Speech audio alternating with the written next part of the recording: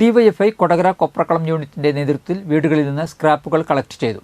DYFI സംസ്ഥാന കമ്മിറ്റിയുടെ തീരുമാനത്തിന്റെ ഭാഗമായി വയനാട്ടിലെ ദുരിതബാധിതർക്ക് 25 വീടുകൾ നിർമ്മിച്ചു നൽകാൻ ധനശേഖരണത്തിന്റെ ഭാഗമായിട്ടാണ് ഡിവൈഎഫ്ഐയുടെ എല്ലാ യൂണിറ്റുകളിൽ നിന്നും പത്രം, സ്ക്രാപ്പ് അടക്കമുള്ള സാധനങ്ങൾ കളക്ട് ചെയ്യുന്നത്.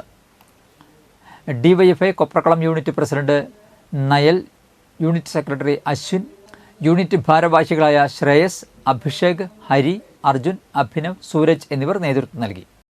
വയനാട്ടിലെ ജനതയ്ക്ക് വേണ്ടി ഡിവൈഎഫ്ഐ 25 വീടുകൾ വെച്ചു കൊടുക്കാമെന്ന് ആഹ്വാനം ചെയ്തിരുന്നു. അതിന്റെ ഭാഗമായി ഡിവൈഎഫ്ഐയുടെ സംസ്ഥാന കമ്മിറ്റിയുടെ ആഹ്വാനപ്രകാരം എല്ലാ മേഖലാ കമ്മിറ്റി കീഴിലുള്ള യൂണിറ്റുകളിൽ നിന്ന് സ്ക്രാപ്പ് കളക്ട് ചെയ്ത് അതിൽ നിന്ന് കിട്ടുന്ന പണം കൊണ്ട് 25 വീട് നിർമ്മിച്ച് നൽകാമെന്നാണ് ഡിവൈഎഫ്ഐ തീരുമാനിച്ചിരിക്കുന്നത്. ഇതിന്റെ ഭാഗമായി ഡിവൈഎഫ്ഐ കൊപ്രാളം കിണർ യൂണിറ്റിൽ നിന്ന് സ്ക്രാപ്പുകൾ കളക്ട് ചെയ്തിരുന്നു.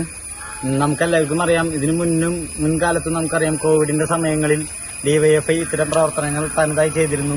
ഈ സമയങ്ങളിൽ ഡിവൈഎഫ്ഐ അന്ന് ശേഖരിച്ചത് ഏകദേശം 11 കോടിയോളം രൂപയാണ് ഡിവൈഎഫ്ഐ അന്ന് ശേഖരിച്ചിട്ടുണ്ടായിരുന്നു കോവിഡിന്റെ സമയത്ത്. അതുപോലെ തന്നെ ഇപ്പോഴും വയനാട്ടിലെ ചൂരൽമലയിലെ ദുരന്തം നമുക്കെല്ലാവർക്കും അറിയാം. ഇതിന്റെ ഭാഗമായിട്ട് ഡിവൈഎഫ്ഐ എല്ലാ യൂണിറ്റിലും തനതായി ഇത്തരം പ്രവർത്തനങ്ങൾ ചേർന്ന് പ്രവർത്തിച്ച് നമുക്ക് വയനാടിനെ വീണ്ടെടുക്കണമെന്ന് മാത്രം അഭ്യർത്ഥിക്കുന്നുണ്ട്.